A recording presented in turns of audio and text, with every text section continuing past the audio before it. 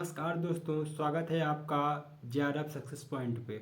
हमारे इस चैनल पर आपको यूजीसी नेट जेआरएफ से रिलेटेड वीडियो मिलेंगी। हम यहाँ पे अभी हिंदी करवा रहे हैं और हिंदी पे हम यूनिट 6 से लेकर 10 तक का टारगेट दिसंबर वाले एग्ज़ाम के लिए रखते हैं। अभी हम यहाँ पे निबंध पढ़ेंगे और उसके बाद बाकी की यूनिट से क्रम वाइज क्रम पढ़ेंगे। चलिए दोस्तों, जैसा कि हमने अभी अभी निबंध पढ़ा है, भारतवर्ष की उन्नति कैसी हो सकती है, अब उस निबंध से संबंधित कुछ महत्वपूर्ण यहाँ पे हम ऑब्जेक्टिव कर लेते हैं, एमसीक्यू कर लेते हैं, जो कि हमारे एग्ज़ाम पॉइंट ऑफ व्यू से बहुत इंपॉर्टेंट हैं यूजीसी एग्ज़ाम के लिए। तो मैं यहाँ पे तेज़ी से पढ़ता जाऊँगा। आपको अगर थोड़ा स्लो चाहिए तो आप जो है तो पॉज कर सकते हैं। तो हमारा पहला ऑब्जेक्टिव है, भारतेंदु हरिश्चंद्र ने अपने निबंध की शुरुआत किस भाव के साथ की है। तो इसका आंसर क्या होगा? इसका आंसर है आत्ममंथन। फिर विश्लेषण क्या है? भारतेंदु ने सबसे पहले आत्मनिरीक्षण पर बल दिया कि हम स्वयं में सुधारें, तभी देश का सुधार होगा। नेक्स्ट ऑब्जेक्टिव है, निबंध में भारत की उन्नति के लिए किस आंतरिक बाधा को सबसे घातक माना गया है। ऑप्शंस है अंग्रेजी शिक्षा, नंबर बी राजनीतिक अस्थिरता, नंबर सी जाति और संप्रदाय का भेदभाव, नंबर 4 धर्म का प्रभाव। तो भारत की उन्नति के लिए किस आंतरिक बाधा को सबसे घातक माना है? तो इसका उत्तर होगा जाति और संप्रदाय का भेदभाव। क्या विश्लेषण क्या है? भारतेंदु ने लिखा है, हम जब तक जाति पाति में बटे रहेंगे, एकता और उन्नति नहीं संभव नहीं है।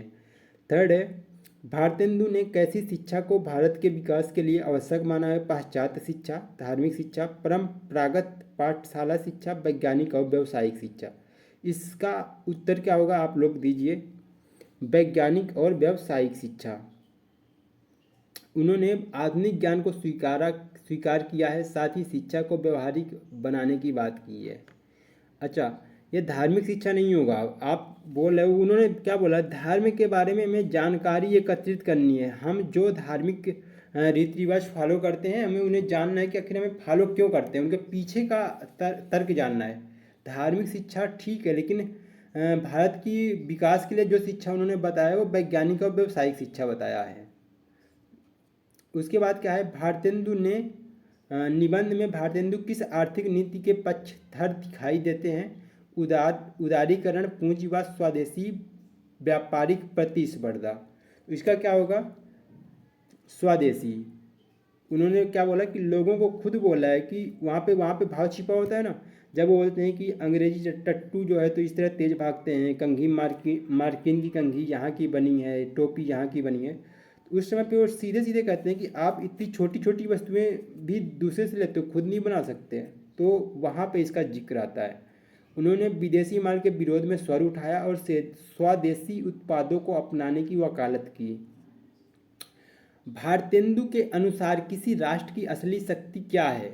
सैन्य बल, राजनैतिक नेतृत्व, नैतिक चारित्र, आर्थिक पूंजी। तो भारतेंदु के अनुसार किसी देश की असली शक्ति क्या है? तो इसका उत्तर क्या होगा? नैतिक चारित्र। विश्लेषण में क्या है कि उन्होंने कहा है कि देश के नागरिकों का चरित्र ही राष्ट्र की रीढ़ है।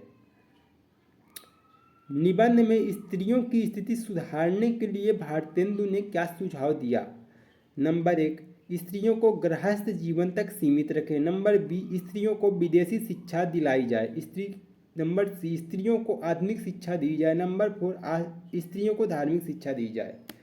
तो भारतेंदु ने क्या कहा? इसका तो आप कॉमन सेंस के साथ आंसर दे सकते हो। स्त्रियों को आधुनिक शिक्षा दी जाए। भारतेंदु ने स्त्री शिक्षा को सामाजिक उन्नति का मूल कहा। इसका क्या है? हम पहले अपने चरित्र को सुधारें, शिक्षा ग्रहण करें, संगठन बनाएं, फिर दूसरों को सुधारें। यह वाक्य किस केंद्रीय विचार को स्पष्ट करता है? देखिए, इस तरह की क्वेश्चन यूजीसी नेट में बहुत पूछे जाते हैं, आप ध्यान से इनको ध्यान रखिएगा। यह वाक्य किस केंद्रीय विचार को स्पष्ट करता है? क्या वाक्य है? हम पहले अपने चरित्र को सुधारें, शिक्षा ग्रहण करें, संगठन बनाएं और फिर दूसरे को सुधारें। यह किस चीज़ को जो है स्पष्ट करता है? कौन से विचार को? इसका केंद्रीय विचार क्या है? तो राष्ट्र निर्माण में आत्मशुद्धि की भूमिका, धार्मिक सुधार का आग्रह, पश्चिमी शिक्षा का विरोध, विदेशी शासन की आलोचना। ये किस चीज़ को जो है तो स्पष्ट करता है ये वाला विचार? मेरे हिसाब से तो इसका होगा राष्ट्र निर्माण में आत्मशुद्धि की भूमिका। क्या इसका उत्तर वही है? भारतेंदु पहले व्यक्ति के सुधार को राष्ट्र उत्थान का मूल मानते हैं। उसके बाद ये है, जात पात पूछे नहीं कोई, हरि को भजे सो हरि का होई। भारतेंदु ने निबंध में इस तुलसीदास की पंक्ति को उद्धृत किया है। यह उदाहरण किस विचार का समर्थन करता है? यहाँ पे एक जगह पे है। तो नंबर 1 धार्मिक कर्मकांड की आलोचना, नंबर 20 सामाजिक भेदभाव का विरोध, हिंदू धर्म की श्रेष्ठता, निर्गुण भक्ति का पक्ष। तो ये किस चीज़ का स्पष्ट करता है? तो सामाजिक भेदभाव का विरोध है। ये पंक्ति किसको उद्गत करती है? तो बी नंबर होगा ना इसका।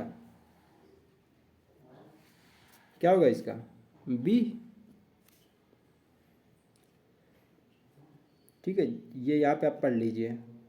उसके बाद क्या है, देश की उन्नति केवल सरकार के सहारे नहीं हो सकती, जनता को भी अपना कर्तव्य निभाना होगा।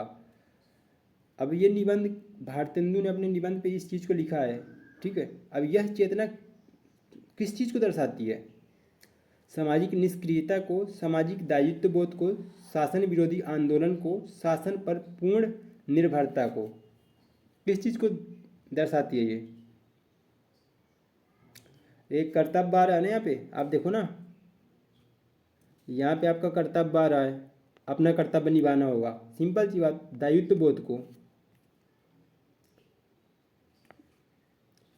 ये लिखा है। भारतेंदु ने जन जागरूकता और नागरिक कर्तव्य पर बल दिया। केवल शास्त्रों का ज्ञान होने से उन्नति नहीं होती जब तक व्यवहारिक जीवन में उसका प्रयोग ना हो। यह विचार किस पहलू को उभारता है? ये अपने निबंध की वाक्य हैं जो अपने निबंध में थे। ऐसे ही छोटे छोटे वाक्य आते हैं, पूछता किस निबंध से हैं या फिर उसके मूल भाव को स्पष्ट कीजिए। तो क्या है इसका उत्तर? धर्म के महत्व को, पारंपरिक शिक्षा की श्रेष्ठता को, शिक्षा के व्यवहारिक दृष्टिकोण को, वेदों की अनिवार्यता को।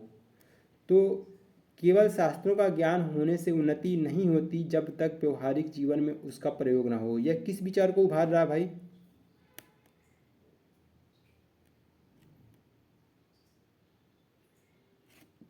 बोलो बोलो।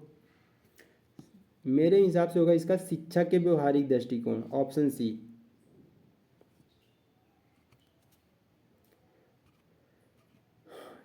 क्या इसका उत्तर? इसका उत्तर नहीं है यहाँ पे। चलिए ठीक है, बाद में बताएंगे। उसके बाद है, भारतवर्ष की उन्नति कैसे हो सकती है? इस निबंध का केंद्रीय विचार क्या है? विदेशी सत्ता से मुक्ति, धार्मिक पुनर्जागरण, आत्मशोधन, राष्ट्रीय एकता, केवल संस्कृति गौरव विकास। भारतवर्ष की उन्नति कैसे हो सकती है? केंद्रीय विचार क्या है इसका? केंद्रीय विचार जो निबंध को एकदम मूल हो, कंटस्थ एकदम, मेरे हिसाब से इसका सी होगा, क्योंकि इसमें तीनों चीज़ आती हैं। पहले भारतेंदु जी पहले तो आत्मशोधन करते हैं, खुद को याद दिलाते हैं कि तुम कहाँ पे हो, कैसे हो और क्या करना है। उसके बाद वो बोलते हैं शिक्षा, और लास्ट में वो फिर क्या एकता का भाव करते हैं, हिंदू मुस्लिम जैन सब एक हो जाओ। तो इसका उत्तर क्या है? सही, सी नंबर है। उसके बाद क्या है, भारतेंदु ने इस निबंध में कैसी भाषा शैली अपनाई है? तो कैसी भाषा शैली है? निबंध बहुत ही सरल भाषा शैली में था, आसानी से समझ में आ जाने वाला था। इसकी सरल व्यवहारिक जनभाषा आधारित होना चाहिए, वही है। सहज भाषा, सहज, ताकि सामान्य जनता तक विचार पहुंच सके। उसके बाद ये विचार है, ये एसर्शन और रीजन वाले क्वेश्चन है जो कि आते हैं। इसमें क्या है, भारतेंदु हरिश्चंद्र ने माना कि भारतवर्ष की उन्नति तब तक नहीं हो सकती जब तक समाज संगठित ना हो।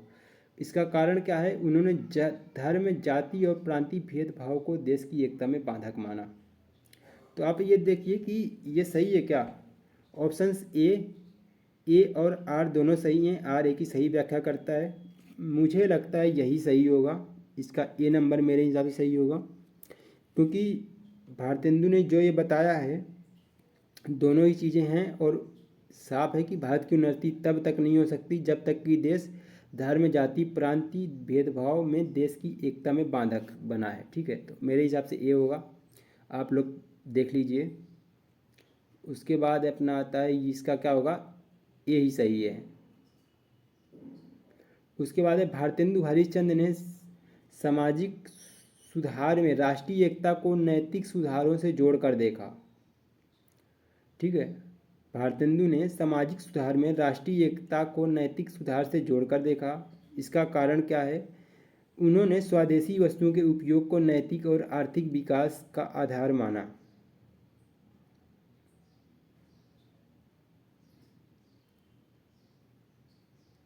इसका क्या होगा, ए और आर दोनों सही हैं। आर ए की सही व्याख्या करता है, ए और आर दोनों सही है लेकिन व्याख्या सही नहीं करता।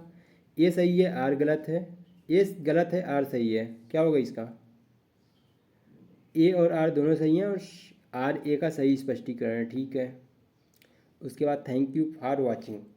तो दोस्तों, अगर ये कंटेंट आपको पसंद आया हो, निबंध आपको पसंद आया हो, और अगर आप चाहते हैं कि इसी तरह आपको निबंध मिलते रहें, अगर आप यूजीसी नेट 11 दिसंबर वाले एग्ज़ाम की तैयारी कर रहे हैं और कंसिस्टेंट से आपको कंटेंट चाहिए, तो हमारे इस चैनल पर जो है, तो हमारे इस चैनल पर कंसिस्टेंट कंटेंट बनेगा। और हम कोशिश करेंगे कि दिसंबर वाले एग्ज़ाम तक यूनिट 6 से लेकर के यूनिट 10 तक का पूरा एक बार आपको करवा दिया जाए। तो हमारे आप इस चैनल को सब्सक्राइब कर लीजिए, जिससे आपको डेली वीडियो की नोटिफिकेशन मिलती रहे और वीडियो मिलती रहे। Thank you.